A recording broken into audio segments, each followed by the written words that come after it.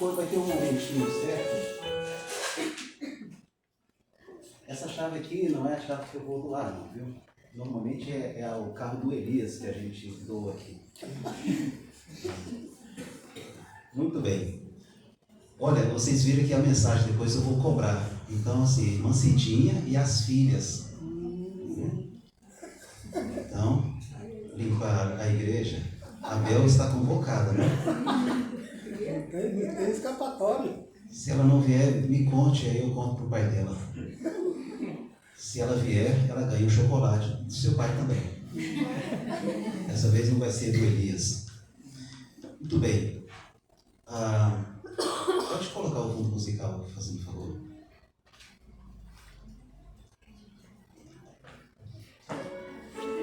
Pode colocar um pouquinho mais baixo, fazendo favor.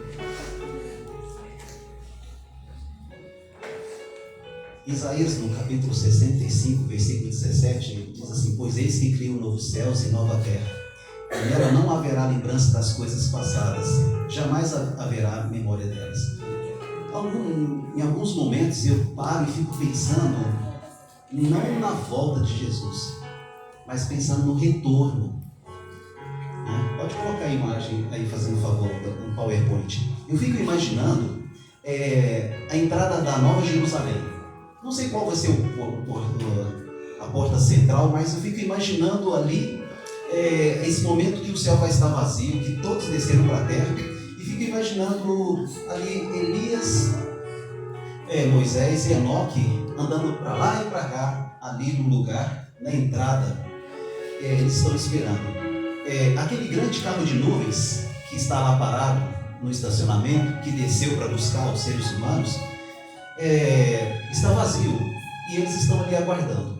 De repente, algumas pessoas de muitos que não caíram em pecados, eles passam, estão preparando uma recepção lá, eu fico imaginando, e aqui os três que nos representam estão olhando para cima.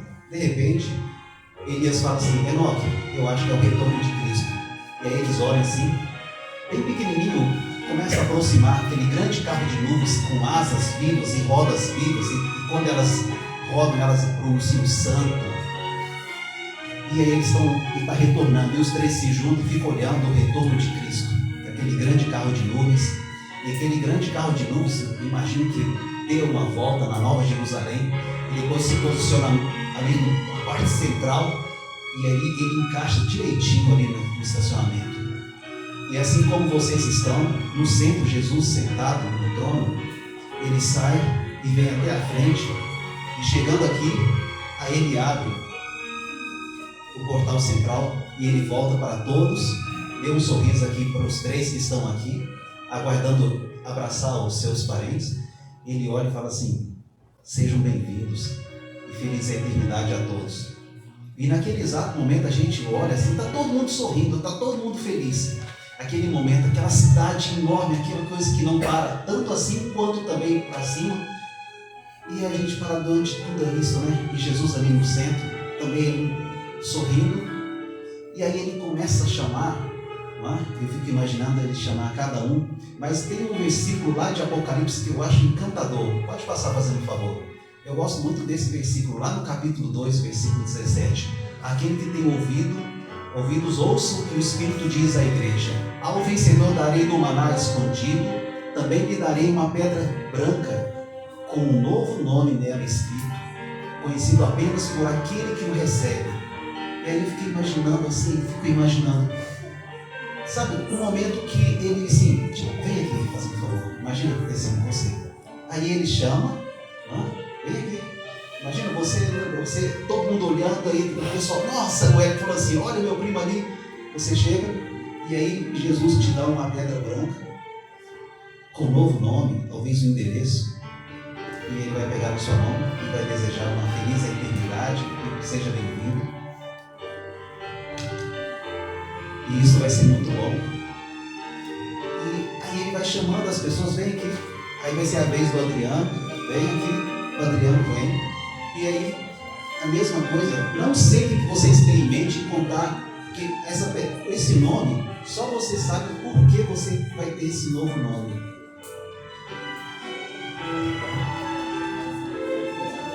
E aí, e assim, Celso, vem aqui fazendo um favor. E aí, a vez do Celso, a gente falava assim, nossa, que legal, né? Que simboliza isso assim, tudo que você batalhou, lutou, aí esse novo nome tem um símbolo que é especial para você para toda a eternidade. Ele vai te dar um abraço e de repente ele fala no seu ouvido, obrigado por confiar em mim. Isso vai ser maravilhoso. Agora eu vou pedir uma coisa. Ok, pode tirar a música fazendo favor. Ok, isso está muito bom. Agora só deixa eu voltar um pouquinho. Vamos voltar um pouco para a terra. Essa cena vai acontecer lá no céu, vai ser maravilhoso, mas espere um pouquinho. Vamos voltar a um tempo aqui antes do retorno de Cristo. Vamos pensar antes da volta de Cristo aqui na terra. Então vamos dar uma pausa aqui na nossa imaginação e vamos voltar. Vamos lá para Apocalipse, no capítulo 13.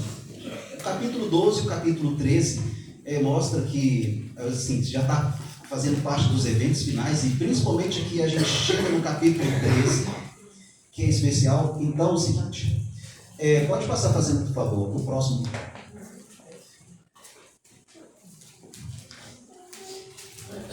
E é o seguinte,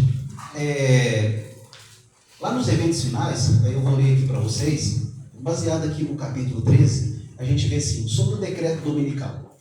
Tem se falado muito, eu vou ficar batalhando aqui se eu vou conseguir parar ou não na frente aqui gravando. Eu não consigo ficar parado. É o seguinte, tem pessoas que têm uma voz muito bonita. Elas falam aqui e ficam falando, você fica, nossa, que vozeirão. A minha voz não é, a minha voz provoca sono. Então eu tenho que ficar andando. Então na sala de aula também. Eu dou aula, eu vou lá no fundo, fico assim olhando para trás, você não vem aqui para frente, eu fico andando. Eu não consigo parar. Então é o seguinte, toda vez que troca-se papa, as pessoas, o mundo volta-se para falar sobre o decreto dominical. E aparecem os exageros. Teoria do sétimo papa, ontem a Lúcia falou, nossa, Daniel, eu falei, Lúcia, eu escuto isso há muitos anos. Cada papa que entra é o sétimo papa. Aí eu pergunto assim, já são 234 com este, 234, aí cada papa que está lá é o sétimo. Esse é o sétimo. Aí passa e vem. Então eu escuto isso. Pessoas assim. E em 94, na recepção ali do IASP, sei que nós ficamos mais de 2 horas conversando. 94. Era 91 e Jesus ia voltar, porque era o sétimo papa em 94. Ok, 94 já foi. Então assim vai as teorias do sétimo papa. E as pessoas ficam naquilo. Então toda vez se volta para esse assunto. Aí nós vamos falar sobre o assunto, mas não nessa coisa que o pessoal fica fazendo essas teorias, mexendo com o organismo de cada pessoa. Mas lá nos eventos finais diz o seguinte: quando nossa nação, Estados Unidos, em suas assembleias legislativas promulgar leis que restringam a consciência das pessoas quanto aos seus privilégios religiosos, impondo a observância do domingo e exercendo poder opressor contra os que guardam o sábado do sétimo dia, a lei de Deus será, para todos os efeitos, invalidada em nosso país, e a apostasia nacional será seguida de ruína nacional. É ao tempo que a apostasia nacional, quando agindo segundo os métodos de Satanás, os governantes da terra se enfileirarem ao lado do homem do pecado, é então que a medida da culpa se encherá. A apostasia nacional é o sinal para a ruína da nação. Então é o seguinte, o decreto dominical, que às vezes as pessoas ficam com medo, será que é esse, será que é aquele, é dessa vez e fica agora não, é dessa vez, agora não. Aí está mostrando que quando forem contra, vai ser a ruína nacional. Então, o contrário, é uma ruína nacional. Então, quando os Estados Unidos tomarem essa decisão.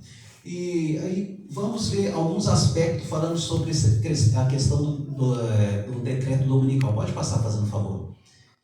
E aí é o seguinte, vou colocar aqui as fases. Não sei se vocês conhecem essas fases aqui, eu estava lendo não só o grande conflito, mas também Eu estava vendo aquele Rubem Fernandes, um que já fez um programa para Novo Tempo, tá vendo? Um português. Ele fala sobre esses assuntos, estava vendo. Interessante, sobre as fases do decreto. Então, é interessante quando fala assim, a primeira fase do decreto, guardar o domingo. Né? E a gente fala assim, nossa, quando vai chegar isto? Ok, guardar o domingo, quer dizer, não trabalhar no domingo já faz alguma diferença para nós? Não, na minha profissão não trabalho aos domingos. Não é? Então tá vendo que a gente vai, isso aí é uma coisa assim, quando acontecer, vai mexer alguma coisa conosco? Não, porque nós já não trabalhamos aos domingos. Não é? Então a gente pode ver que a gente fala, mas tudo bem, ok. Aí vem a segunda fase, pode passar fazendo um favor. Aí na segunda fase, trabalhar aos sábados. E a gente para e fala assim, agora pode ver. Uma nós já estamos acostumados a não fazer, essa segunda aqui, trabalhar aos sábados. E receber o sinal na testa. E aí a gente para e fala assim, e agora? Então as coisas começam a apertar. Entendeu? Mas, Satanás, como um hábil general que diz no capítulo Ardite de Satanás, logo no início ele fala sobre isso. Ele é um hábil general. Ele também vai acostumando o povo com algumas coisas que nós já estamos acostumados com ele, com isso. Então a gente fala, mas, por exemplo, se você olhar na igreja, talvez nas igrejas que guardam o sábado, muitos de nós temos assim, então, mas eu ainda tenho dúvidas sobre isso. E ele gosta de dúvidas sobre a questão. Porque quando acontecer isso, as coisas muitas pessoas vão começar a desistir. Por quê? Existe a questão assim, a gente está vendo um problema sério, está vendo a questão mundial sobre a economia. E é claro, sobre a primeira fase e a segunda fase, a gente já está vendo, nos congressos, assim, o que é melhor? Trabalhar 4 ou 5 dias? Então, a teoria de trabalhar, como na Europa já vem, aqui no Brasil, para 2025, tem aí, apresentando no congresso, coisas como, e se trabalharmos 4 dias? Não é? Então, a gente já começa a ver algumas coisas que a gente vai acostumando com elas. Não é? E automaticamente nós temos uma coisa chamada desejo. Irmã, hoje no seu pedido de oração, eu não vou mudar o que eu vou apresentar agora, porque isso já tinha vindo na minha mente. Não é? Mas é o seguinte, para os adultos, para quem trabalha, a questão da economia. Então, vai ser óbvio se um dia ter aqui, 4 dias nós estamos ficando pobres, nós precisamos trabalhar mais. Então, vamos para frente. Então, a questão de trabalhar ao sábado vai ser uma coisa mais, uma opção, uma coisa coerente. Quem não for coerente é louco. Está entendendo? Que é interessante como as coisas vão acontecendo. E só que cada um de nós vamos passando por isso. Eu trouxe aqui para mostrar. Aqui. Essas aqui são medalhas. Medalhas que eu ganhei quando eu fazia atletismo. Acho que eu nasci para correr. Então eu vivia correndo. Tinha um tio meu que falava assim, você não vai engordar, você só corre. Correr e pular. E tinha um pessoal que trabalhava na construção e outros também que falavam assim, olha esse menino voando. Quando fundia a laje de um lugar como aqui na igreja, aí aquele onde estava parado o carro ali, do irmão Roberto, aí tinha esse espaço aqui de 3, 4 metros, né? E o pessoal jogava areia ali, chegava o caminhão e jogava areia. Eles falavam assim, chama o Daniel.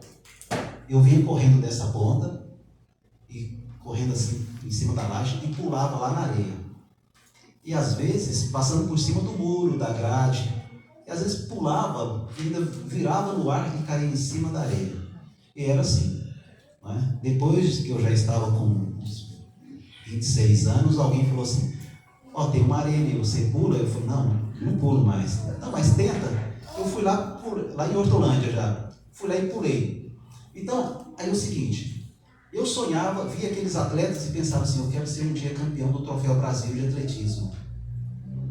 E ir na escola, era aquilo, e depois comecei a correr para a prefeitura. Não corria. mas nada me envolvendo, nada de sábado. E as coisas eram assim, todas as corridas eram domingos, no domingo. E aí tudo bem. Só que aí você vai crescendo, tal, vai passando. Chegou um momento que, quando no estado de São Paulo, eu estava fazendo um dos melhores tempos lá no estado. Então alguém entrou em contato com um olheiro lá do Ibirapuera, e ele foi ver a minha corrida. E aí o técnico falou assim: não se preocupa com aqueles 2 homens que estão ali, faça o que você faz. Como você está com uma lesão, você vai só fazer 80% da sua velocidade. E aí ele falou: eles não vão conversar com você, só faz. Aí terminou a primeira bateria que eu acabei fazendo assim, dos 200 metros, o rapaz já veio conversar comigo. Você não está correndo 100%? Eu falei: não, porque eu estou com uma lesão. Ele falou: mas então o seu tempo já está superior. Então eles falaram: não, isso aqui... E aí já fez um convite: nós vamos conversar lá em Sumaré, vamos fazer um teste com você. E aí lá no teste, ele já chegou o seguinte: eu fiz o teste com eles e ele falou assim: junta suas coisas e vamos embora para o Ibirapuera. Olha, eu não tinha falado nada. O seu sonho é ser campeão do Troféu Brasil de Atletismo? O seu tempo leva lá. Ele falou: você só tem que fazer uma coisa: esqueça o sábado. Eu tinha disputado, até nessa data, eu tinha disputado 66 competições. Delas, eu perdi 2 100 metros. Perdi para um lá no Mato Grosso e outro lá na Bahia. As outras eu tinha ganho. E aí, ele falou isso e falou: ó, eu quero a resposta até amanhã. Eu estou falando isso que eu guardo, não é por orgulho. Eu guardo porque isso aqui, só para dizer, isso aqui não vale nada. Isso não vale nada. Não? Eu voltei. Ele falou: amanhã eu te espero 9h15 da manhã. Nunca mais voltei naquele lugar. Porque aí assim, você para e pensa: e aí? É o sábado. Faz parte do meu caráter. Não é? Então eu sei que eu estou comentando isso porque os coreanos, um grupo de coreanos vieram aqui no Brasil em abril. Não é? E muitos jovens, muitos adolescentes adventistas, naquele dia quebraram e foram lá. Ainda postaram nas redes sociais. Eu estou falando porque assim, o adulto é o seguinte: eu comprei um carro, tenho que pagar, mas agora eu tenho que trabalhar no sábado, ou é o carro, mas eu gosto muito do carro. Aí para o adolescente: nossa, é a primeira vez que esse grupo vem ao Brasil, mas eu não vou deixar só ir lá. E como esse rapaz falou para mim, é só 11 segundos. É só 11 segundos. Se você passar, porque você tem um tempo de 10 e pouco, na época que o Carl Lewis fazia 9,97, ele falou: se você chegou a 10,70, é só isso, no sábado. Deus vai se incomodar por 10 segundos? Entendeu? E assim, não, era o meu sonho. E era assim. E as pessoas paravam para ver você correr. E assim, eu corria. Eles falavam: mas você... E era toda competição. Até nas brincadeiras de futsal, eu não jogava. Vamos brincar. Eles falavam assim: nossa, esse menino, ele apronta uma correria, não é? Ele vai ter que segurar. Meu irmão falava: segura porque você não consegue parar. Ele pega a bola assim, joga lá na frente, sai correndo, ninguém se pega. E aí meu irmão falava: só segura a roupa dele. Aí ele não corre. Então, aquele negócio que você fala assim: é o meu talento, o meu dom. E aí você fala assim: mas isso é simplesmente um dia você sobe lá no pódio e pega uma medalha dessa. E aí você tem assim, ir com Deus. Então, depois, é claro, eu tomei uma decisão, mas eu fiquei triste e depois fiquei incomodado por ter ficado triste. Então, quando a gente olha para esse momento, essas crises assim que têm acontecido, a gente vai acostumando, né? É tipo o sapo quando vai colocando na água, a gente vai acostumando e as coisas vão. E aí chega num ponto que muitas pessoas falam assim: olha, eu concordo com tudo da igreja, mas essa questão do sábado tem algumas coisas que eu não concordo. Então, esse é um tipo de coisa que, quando chegar nessas fases aí do decreto dominical, que eu não sei quando, que está sob o controle de Deus, não é a questão do Papa, não é a questão dos Estados Unidos, é Deus que está no controle. Então, a gente passa a entender que ao longo da nossa vida, a gente vai acostumando com algumas coisas que lá nesse momento você vai ter que tomar uma decisão. E agora? Seu desejo ou a vontade de Deus? Pode passar fazendo um favor. Aí vem a questão assim, por que o sábado para o domingo? Por que o sábado? Por que a gente enfatiza tanto o sábado? Olha lá, em Êxodo, Deus fala, né? Diga ao povo de Israel, falando para Moisés, guarde o meu sábado, pois ele é um sinal entre mim e vocês, de geração em geração, para que saibam que eu sou o Senhor que os santifica. Deus fez um templo no tempo. Deus fez uma igreja no templo, chamada sábado. E ele fez um templo também, que é o sábado. E é interessante que é um sinal. Aí em Ezequiel diz, também lhes dei os meus sábados como sinal entre nós, para que soubessem que eu, o Senhor, fiz deles um povo santo. Então é um sinal. Ok? E é interessante. Quando você olha lá e aqui em Apocalipse, no capítulo 13, é o sinal da marca da besta, que é o domingo. Olha a oposição.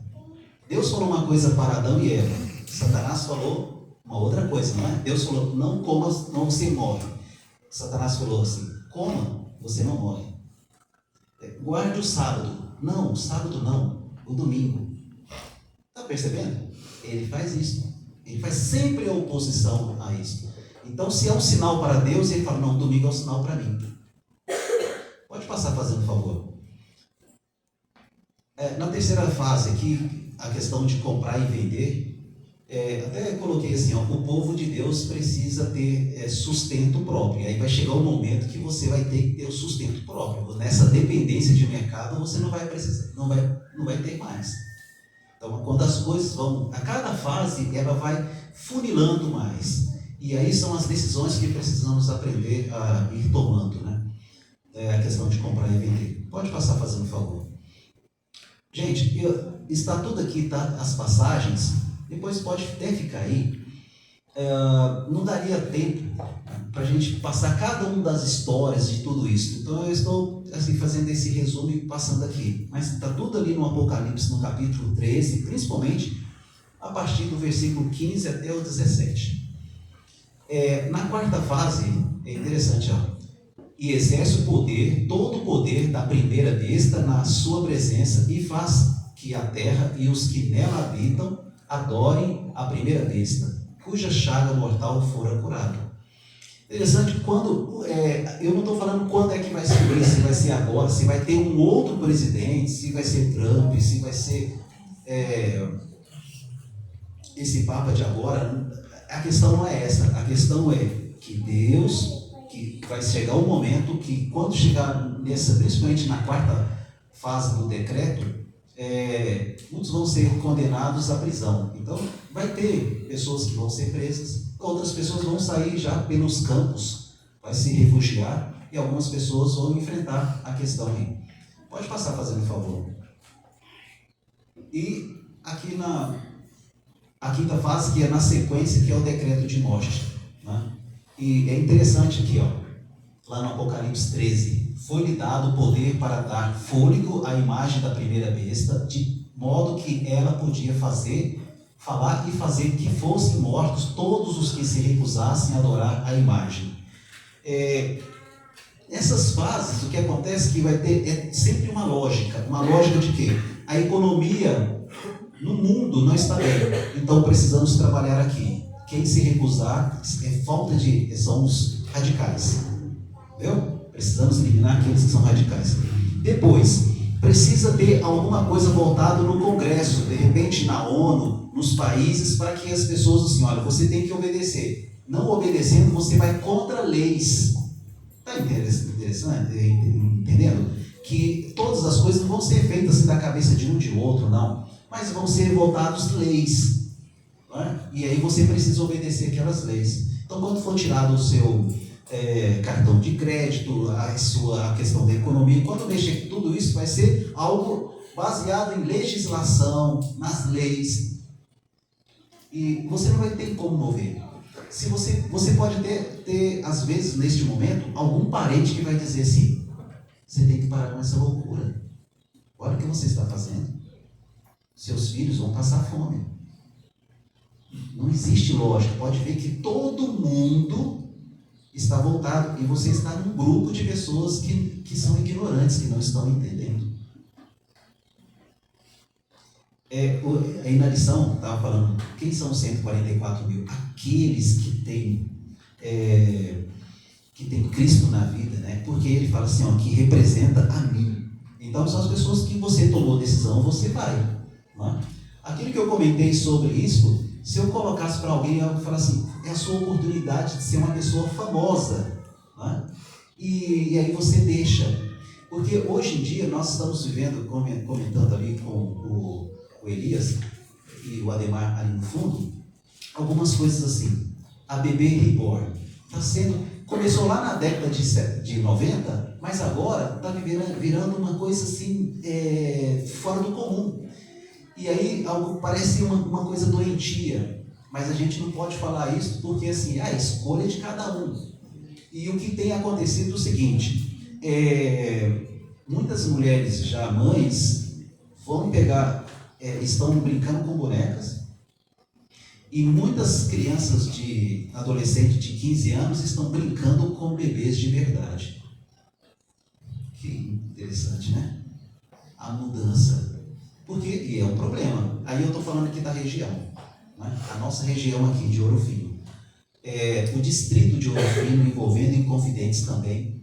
E se é um problema, porque em sala de aula, eu falo para vocês, gente, é incrível, porque todo ano tem sempre uma ou duas adolescentes grávidas nas escolas.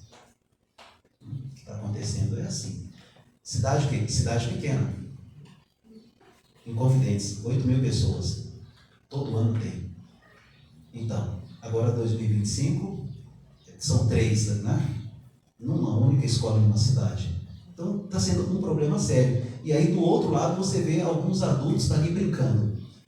Comentei também. Em Santa Bárbara voltaram uma lei para que os hospitais municipais não atendam essas pessoas que levam bonecas. Né? Nos particulares pode ir, porque é o dinheiro da pessoa. Mas teve uma mãe que processou o médico porque deu uma receita, a bebê reborn, o medicamento que foi passado, criou uma alergia e vai processar o médico. Aí eu estou falando isso para vocês, parece loucura, mas eu estou falando uma coisa que assim, tipo, isso é verdade. Chegou um ponto de ser verdade aquilo que é estranho. Mas é o que está acontecendo. O ano passado vocês viram aquilo também da menina pedir, mãe, me leva no veterinário porque eu sou uma cachorrinha. Um gato.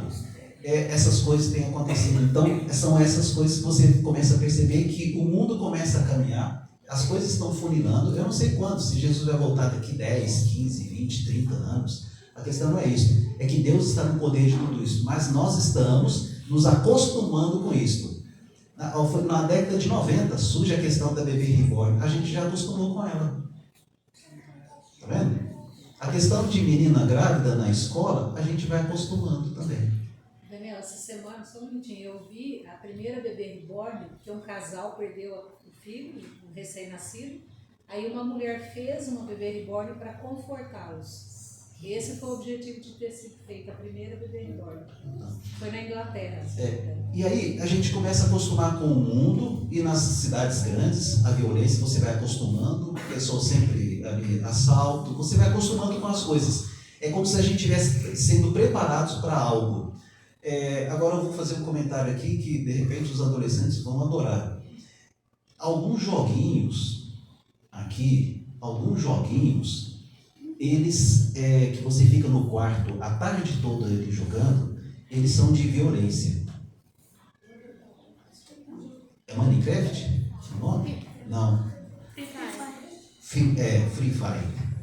Alguns joguinhos, você fica ali. Aí é o seguinte, você pergunta para mim, o que tem a ver? O seu filho vive matando, mas é só um jogo.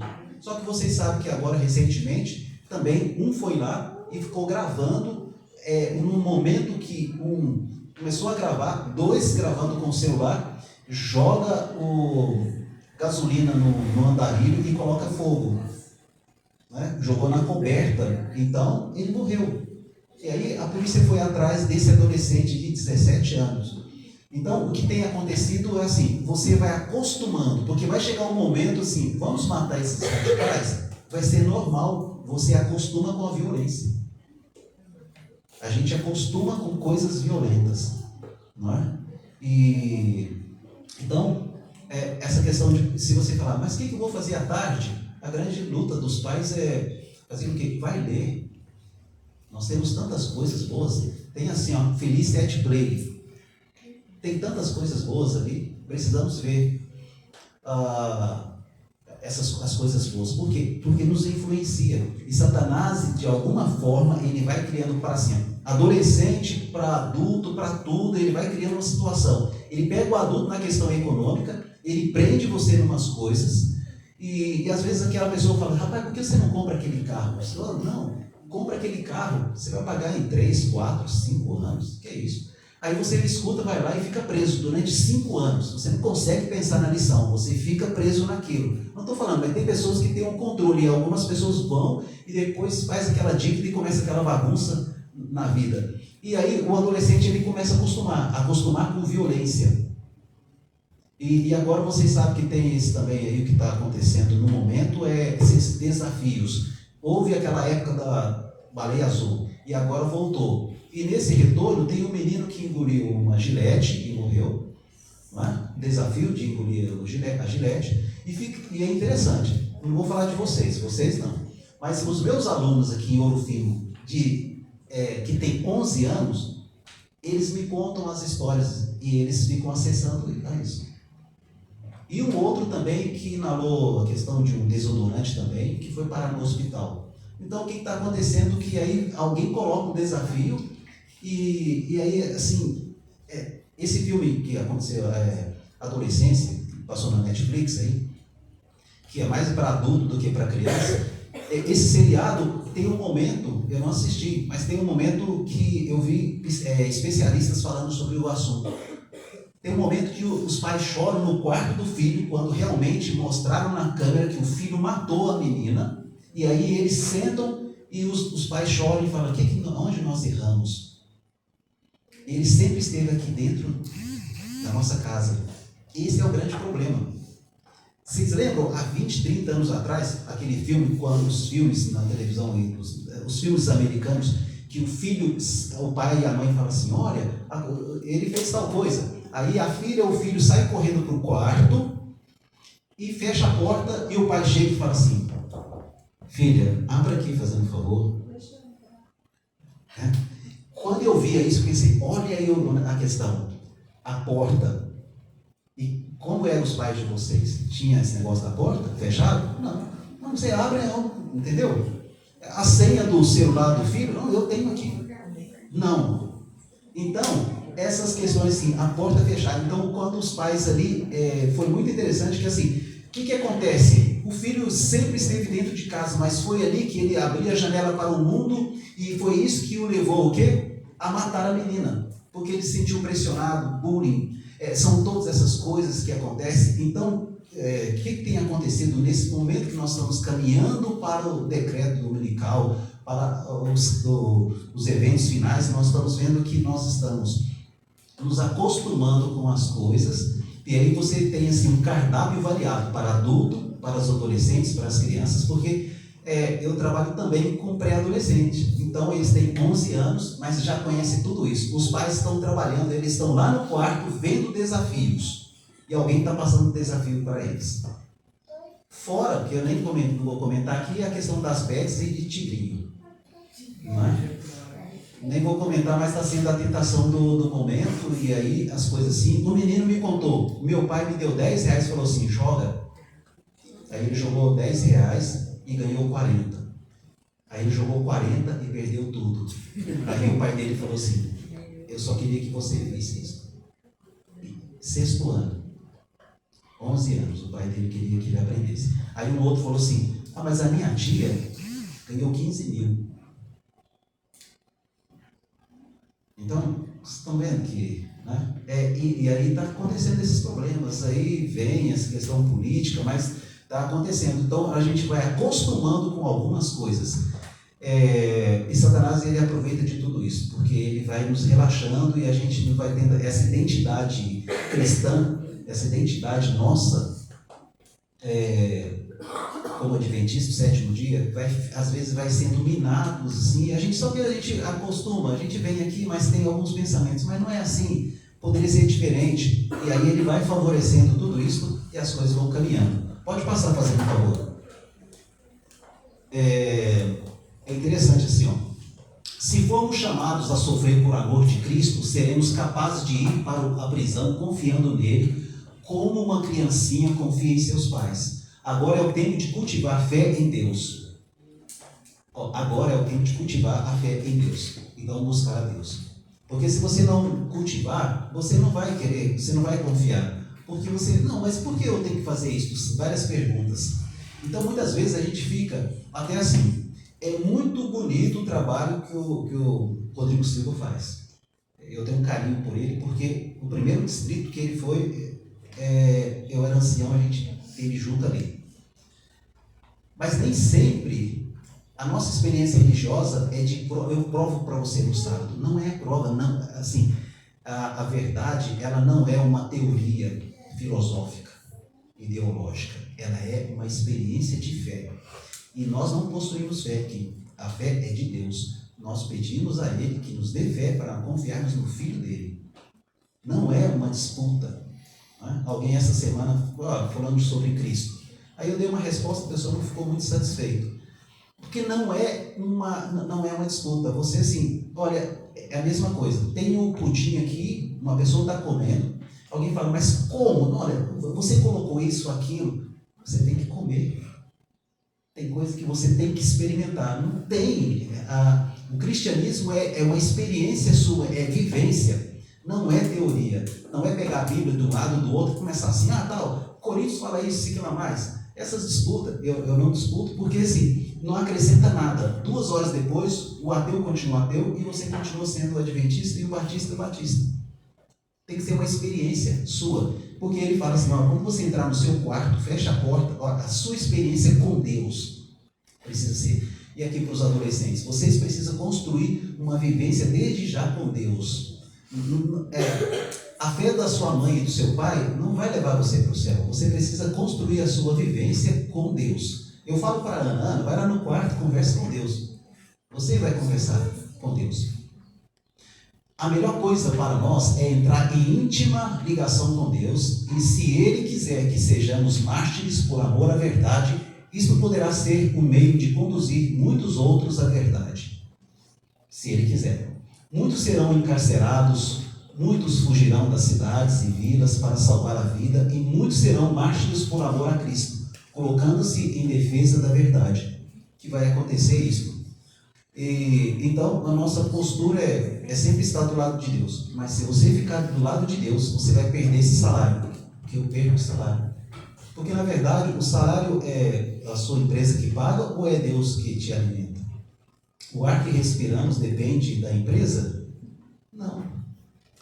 Então, ele fala, eu sou a vida, eu sou o caminho. Não é? Então, é Ele. É Ele que é o sacerdote da nossa família, da nossa vida, da nossa família.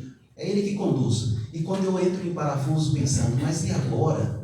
Então, é claro, a obra do inimigo é isto. Né? E quando eu comentei com vocês, muitos que quebraram o sábado em abril, indo lá ver um grupo coreano, está preparado para fazer outras coisas no sábado. Muitos adolescentes que no sábado à tarde fica jogando, fica ali no joguinho, mesma coisa. Não terás outros deuses diante de mim. O que acontece? Não tem. Você consegue passar um dia sem ler a Bíblia? Sim, você passa. Você consegue ficar um dia sem jogar? Então a pergunta é, quem é o Deus da sua vida? Entendeu? Então não é só na teoria, então é na prática que a gente vê coisas assim. Pode passar fazendo favor. Agora sim, pode voltar a música, fazer um favor, a música. Coloca o fundo musical. E aí é interessante, quando Jesus estiver voltando, vai ser fantástico a gente olhar para o céu e ver Jesus voltando nas nuvens. E hoje na lição, aquele momento ali de, imagina, muitos de nós vamos estar em alguns lugares sendo alimentados por Deus, os anjos vão estar conosco fisicamente, e alguns vão estar presos, alguns vão passar pela morte, mas não importa que vai ser pouco tempo. E aí quando a gente estiver olhando a volta de Jesus voltando nas nuvens do céu, esse grupo especial que vai ressuscitar antes dele aparecer nas nuvens, e quando esse grupo de anjos, quando eles estiverem chegando aqui perto da terra, um grande carro de nuvens e Jesus ali no centro, quando a gente vê anjos descendo, nessa imagem aqui, anjos descendo para pegar pessoas para apresentar, né? Devolver tudo para os pais, tudo, vai ser um momento fantástico, né? Um momento que você olha e fala assim: compensou tudo que eu passei, aqui que eu não joguei, a medalha que eu não ganhei, as coisas que passou, porque assim, olha a eternidade. Eu falo com a Ana, tem pessoas que perdem a eternidade por uma coisinha muito simples. Agora, o que é eternidade? É viver para sempre. Viver para sempre, sem sentir dor, fome, cansaço. Passear por tantos lugares. Andar sobre o mar de vidro. Ir para outros planetas. Brincar com os anjos. Mergulhar em algum riacho, algum lugar bonito. Cantar. Andar sobre muitos animais. É uma coisa fantástica. E a pessoa fala: não, eu toco só porque eu gosto da Bertes. Porque eu gosto do tigrinho, porque é umas coisas tão mínimas, mas é porque tem a ver conosco. A gente gosta muitas vezes gostamos de coisas mínimas, coisas assim, tipo um sonho de valso ou a eternidade, um sonho de valso. A gente fala: nossa, que bobeira, mas coisas assim, entendeu? E aí a gente olha assim, quando estiver nesse momento, o Espírito de profecia diz que Satanás, ele vai parar e quando ele vê a volta de Jesus, vai ter um momento assim que ele vai: olha, que eu perdi. Então, o interessante dele agora é acabar com os ímpios, né? Então, esse momento vai ser muito importante. Esse é a volta de Jesus. E o momento que esse grande carro de nuvens dá a volta e retorna para o céu, para a gente encontrar lá Moisés, Elias, Enoque, que vai estar aguardando ali. E cada um de nós vamos receber um novo nome que tem a ver com as batalhas, com tudo que você passou. Receber uma pedrinha, né? Escrito o seu novo nome, e Jesus vai falar no seu ouvido uma feliz eternidade para você. Aí você vai dizer o que você quiser falar para ele: obrigado por sempre estar comigo, obrigado por tantas vezes me perdoar, e obrigado por acreditar em mim e ter me dado oportunidades, né? E outras pessoas vão falar simplesmente assim: valeu. Vai ser muito emocionante, vai ser fantástico tudo que a gente deixar aqui para simplesmente deixar essas coisas simples para a gente caminhar para a eternidade, para uma vida feliz, sem pecado. Vai ser muito bonito quando todo mundo estiver ali. E eu gostaria de marcar com vocês um encontro. Então, até você que veio lá de São Paulo, quando você chegar lá no céu, que entrar na Nova Jerusalém, que abraçar todo mundo, eu quero fazer um convite para vocês. Vamos lá no portão número 3. Lá no portão número 3 eu marquei um encontro com algumas pessoas. Vamos lá para a gente se abraçar, tá? Então pode abraçar todo mundo, e por favor, convide Sansão, Maria Madalena, fala: Isaac, Abraão, vamos ali. A gente tem um grupo lá de Crisória, a gente marcou um encontro no portão número 3 só para a gente dar um abraço. Aí a gente vai e se encontra e dá um abraço lá no portão número 3. E aí você fala o seu novo nome: olha, meu novo nome está aqui, ó. Aí a gente vai ser feliz. De repente vamos ser vizinhos lá nesse momento importante. Tem uma passagem aqui em Apocalipse, no capítulo 5, eu acho muito bonita aqui, e foi inspirado que o autor escreveu.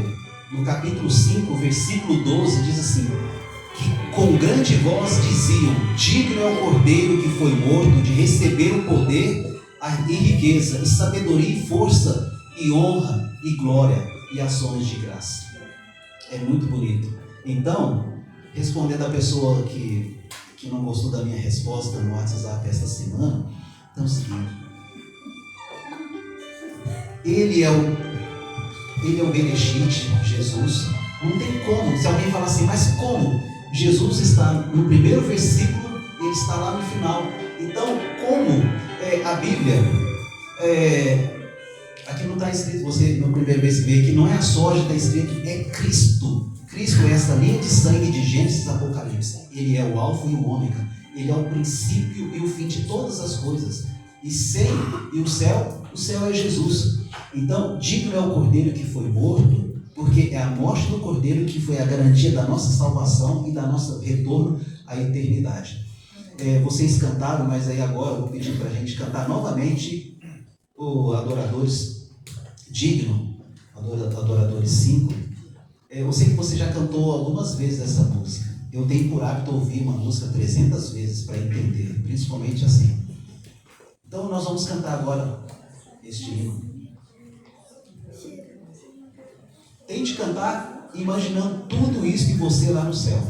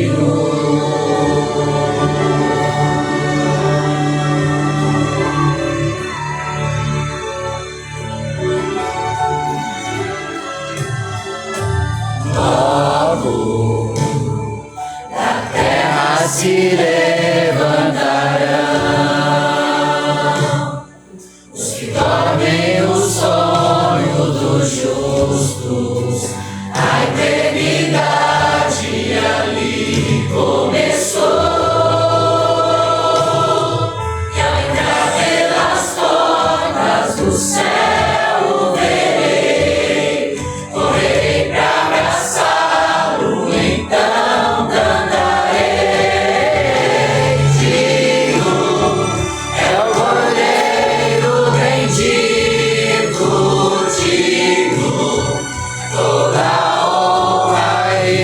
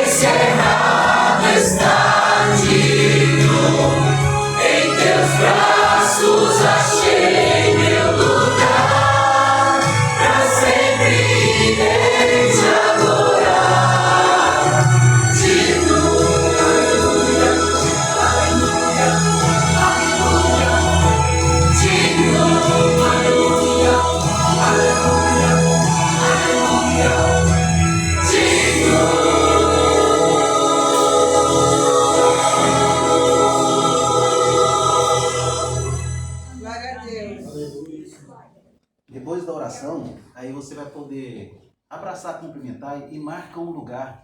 Abraça a pessoa da sua família, seu amigo, e deseja uma boa caminhada e marque lá no portão número 3. Aí eu vou pedir o Wellington, vem aqui fazendo um favor para você orar. Vamos lá. É bom, Senhor, poder ter essa esperança. Nossa caminhada não termina neste mundo, mas temos uma eternidade, Senhor. 1 ano no céu e eternidade aqui nesse planeta renovado. Amém. Isso só foi possível porque Cristo é digno de toda honra e toda glória. Porque um dia morreu na cruz por cada um de nós. Amém. E que essa esperança, Senhor, possa permanecer viva em nossos corações. Que possamos entender, Senhor, que não há nada nesse mundo, nenhum segundo sequer, que faça valer mais a pena do que viver a eternidade ao lado do nosso Salvador. Amém. Fortaleça nossa fé, Senhor. Nos ajude nessa caminhada. Nos ajude, ainda que os pés estejam nessa terra. Os olhos possam estar no céu, Senhor. Contemplando ao nosso Salvador, ao nosso Redentor Jesus Cristo. Abençoe a tua igreja, Senhor, que esse encontro muito em breve possa acontecer. Amém. Cada um de nós, Senhor, marcamos um lugar e esperamos realmente ver pessoas queridas ali, Senhor. Irmãos que caminharam, que sofreram, mas que venceram pelo sangue do Cordeiro. Amém. Muito em breve, Senhor, isso possa acontecer. Jesus vim para nos buscar. Mas até lá, Senhor, não importa a provação que venhamos passar, não importa a dificuldade que venhamos a enfrentar, possamos permanecer firmes. Em nome de Cristo Jesus. Amém. Ó, os que não receberam, eu vou entregar aqui a pedrinha.